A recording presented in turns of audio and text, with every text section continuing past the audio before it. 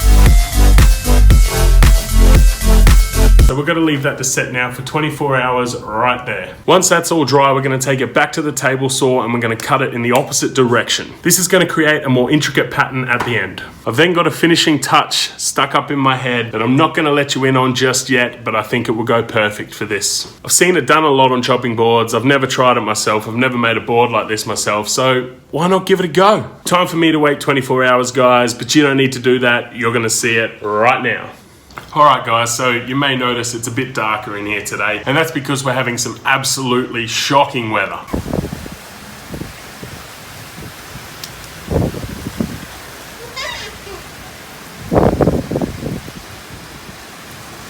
Well, I actually love this kind of weather, but general conception is that it's shocking. So I've had to keep the garage door closed and set up all the lights, hence this blinding light right here, so you can actually see what I'm doing. So part of this terrible weather, we've been forecast to have hail today. So unfortunately, I've got to leave my motorbike inside because I'm not risking that getting hit by hailstones. So that takes up a lot of the workshop space that I've got, but we've got to do what we're going to do. So I'll be working around that today. We're going to take this board out of the clamps now, check out how it looks. I might use the planer on this just to level it out. Now I know I didn't mention that at the start as a tool that you need, and it's not a tool that you need. You could use a sander to get everything level, but I've got the planer there, so I might as well use it. Once I'm happy with it, we're then going to chuck it back on the table saw and cut it all up again. So let's get to it.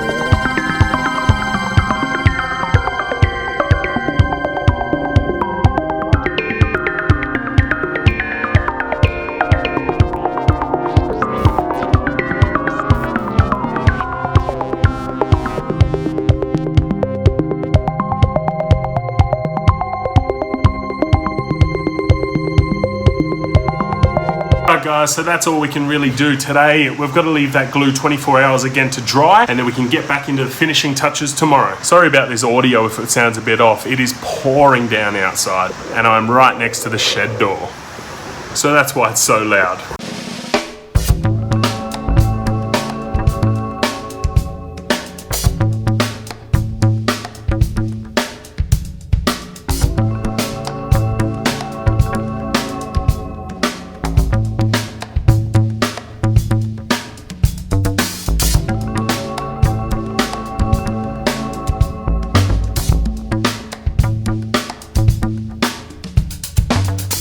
So you may be wondering why the hell we just chopped this like we did. And we did that because this is the finishing touch. And this is a piece of jarrah that I just milled up. It's 2 millimeters thick, and we're gonna put a wavy inlay in this one. So I've never done this before. I've seen it done a ton of times, so we just thought we'd give it a crack and hope for the best, really. I'm just gonna coat both sides of this in Gorilla Glue, clamp it all together, and we're gonna have to leave it 24 hours to set. And then hopefully tomorrow, what's that, day 4 of this one? Will finally be good to put some finish on it.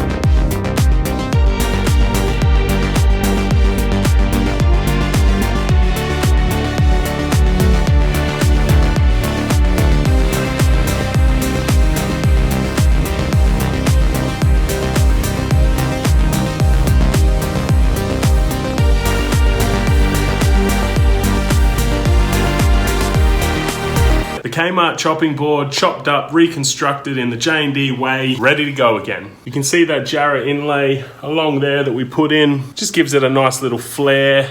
Now obviously we lost some width with all the cuts from the original size of this board, so the handle that came stock standard with it needed some modification. All I did, as you saw there, was heat up the edges with the gas torch and just bend them with my hands to the shape that I wanted. That came out pretty nice. I ended up milling the board down to 20 millimeters, which is a little bit thinner than it was originally. Now, unfortunately, it was too wide to fit through my benchtop thicknesser until I cut it up. So that's why you only saw me using that in that particular section before we put the inlay in, because it actually fit through at that stage. But other than that, I just used my electric planer and the sander to get this nice and flat. We sanded up to 400 grit and then applied finish, which was just this pure food grade mineral oil from U-Butte Polishers, the same guys that do shallow wax. This is a great product.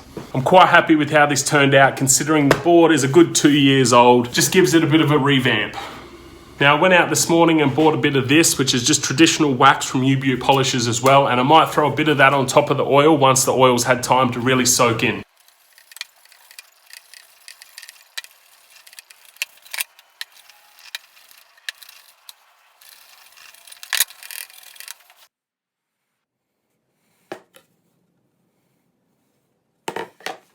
That's it for this week's project, guys. Thanks so much for tuning in with us. As I say weekly, you can check us out on socials. All the details are over here. You probably can't see them all because my resin stuff is blocking them, but you'll find us at J&D Creations 18 on Instagram and Facebook, the YouTube channel J&D Creations. You can check out everything we do. Once again, thanks for joining me, guys. Be sure to subscribe to the channel for all our future videos. We've still got them coming out every single Friday. And let us know in the comments down below what you think of this project and if you've got any ideas for projects in the future. Thanks everybody, and we'll see you next week.